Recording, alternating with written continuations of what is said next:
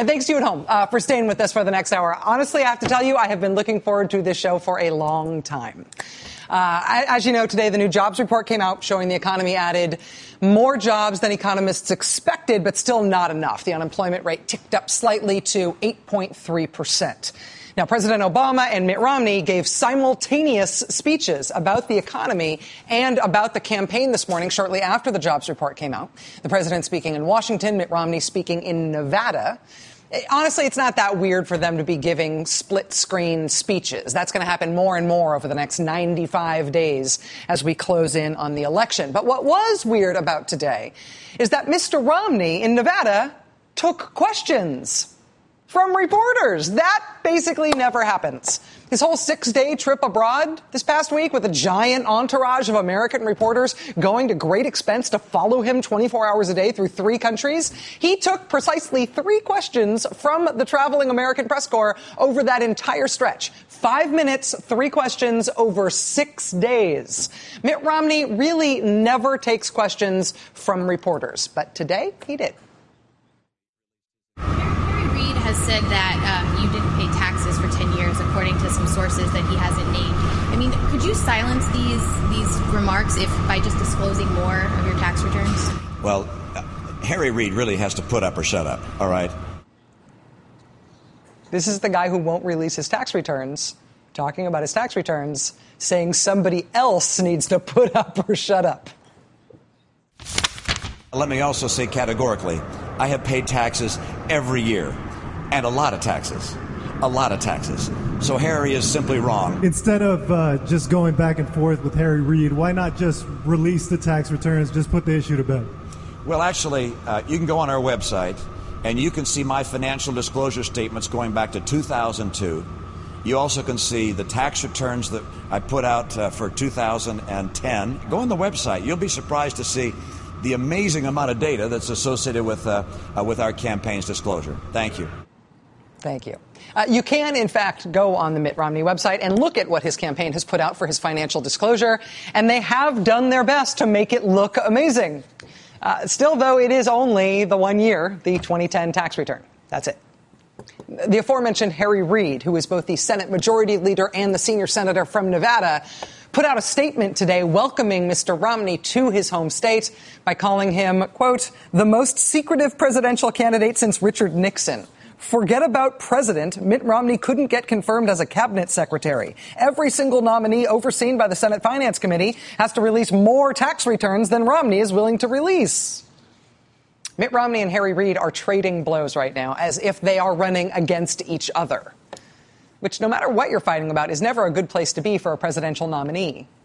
Right? They call it punching down.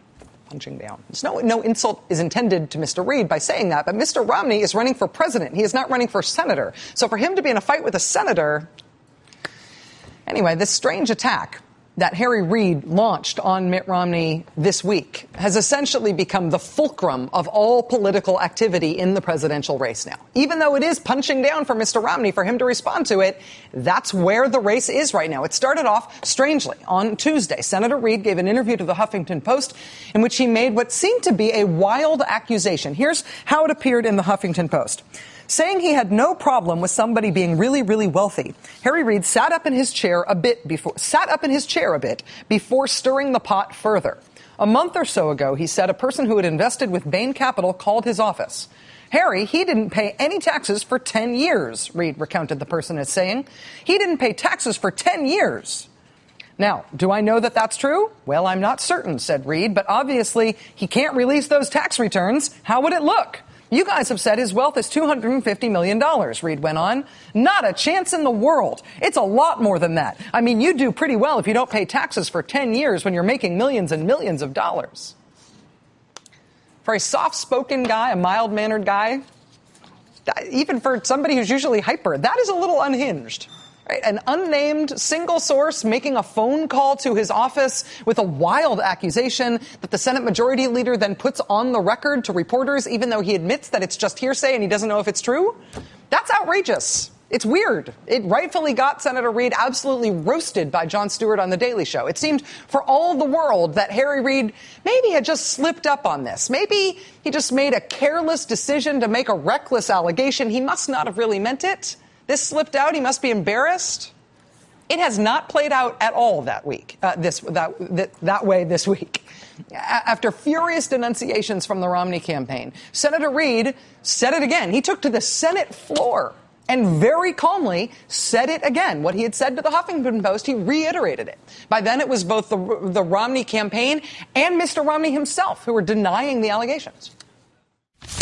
Of course, that's totally and completely wrong. It's untrue, dishonest, and inaccurate. It's wrong. I'm telling you, authoritatively speaking on behalf of the governor, that those charges are untrue, they're baseless, and there's nothing to back them up. After those responses from Mr. Romney and from his campaign, Harry Reid put out another statement, this time in writing, a big, long written statement, reiterating what he says. This anonymous source told him about Mr. Romney's taxes and just whipping Mr. Romney for not releasing more tax returns. It is understandable that this firestorm in the campaign this week has focused on Harry Reid and this strange and seemingly reckless way that he has made this accusation. He's essentially saying, I'm assuming you're dirty. Somebody told me you are, and it seems like you must be, so prove that you're not. It makes sense that people are focusing on Harry Reid because that's the type of allegation that he has made. But there are two things from the public record of Mitt Romney's life as a politician that should change or at least inflect the way that this is being discussed. And the first is that if you don't like the way Harry Reid is making this accusation, if you don't like the way he's approaching this, if you think it's unfair or unseemly, you should at least know that Mitt Romney himself has done this exact same thing that he is complaining is being done to him now. In 2002, when Mitt Romney was running for Massachusetts governor, he would not release his tax returns. All of the candidates running on the Democratic side, Robert Reich, Tom Birmingham, Shannon O'Brien, who became the ultimate Democratic nominee, they all released multiple years of tax returns. But Mitt Romney on the Republican side would not release his. So when it came time for the general election, you've got a Democrat, Shannon O'Brien, who has released her tax returns, and you've got the Republican, Mitt Romney, who has not released his tax returns. From that position, as the guy who hasn't released his returns, Mitt Romney attacks Shannon O'Brien for her husband not releasing his tax returns. Shannon O'Brien's husband, with whom I presume they share expenses, likewise hasn't released his income taxes. I won't release my tax returns, but your husband must? Your returns aren't good enough. I need to see your husband's too, but no, you can't see mine? Look at this reporting from April 2002. One day after balking at releasing his own tax returns, the Romney campaign launches this attack on Shannon O'Brien. Quote, her hands aren't clean, said Romney deputy campaign manager Eric Fernstrom, oh yeah, remember him, of O'Brien's release of her tax return, but not the filings of her husband. Quote, she can't claim to be disclosing anything until she discloses the returns of her husband. Eric Fernstrom then went on to say, what is she hiding? This is the campaign that's not releasing anything, yelling at the campaign that has released its tax returns, what are you hiding? Fast forward 10 years, and now it's Harry Reid bellowing at Mitt Romney and Eric Fernstrom, what are you hiding? And Mitt Romney and Eric Fernstrom are whining and complaining about this horrible tactic and how unfair it is. And the whole press is going along with them, without looking back into Mitt Romney's history to see that he has done the exact same thing. If you go to maddowblog.com, we can't post the whole article there because it's locked in the Boston Herald's archives, but we posted the date and the headline and the reporter, and I bet you can be enterprising and find a way to pay for it online somehow so you can see for yourself that Mitt Romney did this exact same thing that Harry Reid is now doing to Mitt Romney that the whole press says is so awful. So I said there are two things about Mr. Romney's past that should redirect the current furor in the presidential campaign right now. And one of them is that he's guilty of the exact same thing Harry Reid is doing. Actually, even a worse variant of the same thing that he is now whining about with all of this support in the press. But the other thing, it's more important, and actually it's the whole largely missed but most important point of the whole Mitt Romney tax return question writ large, which becomes crystal clear as soon as you look at his record in Massachusetts. And that is that Mr. Romney is not only refusing to release his tax returns, he's not just saying no to that request. He's making positive empirical claims about what is in his tax returns. He's not just saying, no, you can't see them. He's saying, no, you can't see them, and let me tell you what's in them. Let me also say categorically, I have paid taxes every year, and a lot of taxes. My view is I have paid all the taxes required by law. I don't pay more than are legally due. A spokesperson would only reiterate Mitt Romney has paid his taxes in full compliance with U.S. law, and he has paid 100% of what he is owed. I obviously pay all full taxes. I'm honest in my dealings with people. People understand that. Is there some secret? People know you're wealthy. Yeah, I understand. There's nothing to hide. No, I agree. There's nothing to hide. These are all assertions by Mitt Romney himself and from his campaign, dating from today all the way back to last year. That last comment to Andrea Mitchell was December of last year. I have nothing to hide. Trust me, I have paid a lot of taxes. I have never paid zero taxes. I have paid many dollars in taxes. I have paid every dollar I'm legally required to. I have paid 100% of what I legally owe. Trust me. And this is what has been lost in this campaign furor around Mr. Romney's taxes and him not releasing his tax returns. And that is that his response is not just, no, you can't see my taxes. His response is, no, you can't see my taxes, but let me tell you what's in them. Trust me. And what's important about that is that Mitt Romney has done this before. He did this in Massachusetts in 2002. Massachusetts Democrats said in 2002 that Mr. Romney was not eligible to run for governor in the state because the state constitution says you have to have been a resident of Massachusetts for 7 years before you can run for governor. In trying to prove that allegation, they asserted that Mr. Romney's tax returns would show that he had not filed his taxes as a Massachusetts resident. They thought that should disqualify him from being able to run for governor in the state. We believe that Mitt Romney is not qualified under the Massachusetts Constitution to be governor because he declared himself to be a non-resident of Massachusetts. So for their own reasons, because they were trying to get him kicked off the ballot, Massachusetts Democrats asserted that Mitt Romney's taxes showed him declaring himself to be a non-resident of Massachusetts. The Romney campaign denied this. They went to reporters and denied that allegation from the Democrats. Romney filed his taxes as a resident of both Utah and Massachusetts in 1999 and 2000 and plans to do the same for 2001, said Romney spokesman Eric Fernstrom.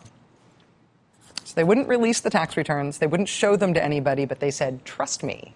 Eric Fernstrom and Mitt Romney said, trust us. The tax returns show that Mitt Romney filed as a Massachusetts resident. That's what they said. They were lying. The Democrats point to Romney's house in Utah, which was listed as his primary residence, to support a challenge. They also want to see his tax returns. We've now learned from his own lips this afternoon that Mr. Romney lied yesterday when he said he had filed resident tax returns in both Massachusetts and Utah. Romney acknowledged today he amended his 1999 and 2000 Massachusetts state tax returns to make him a resident here. Retroactively.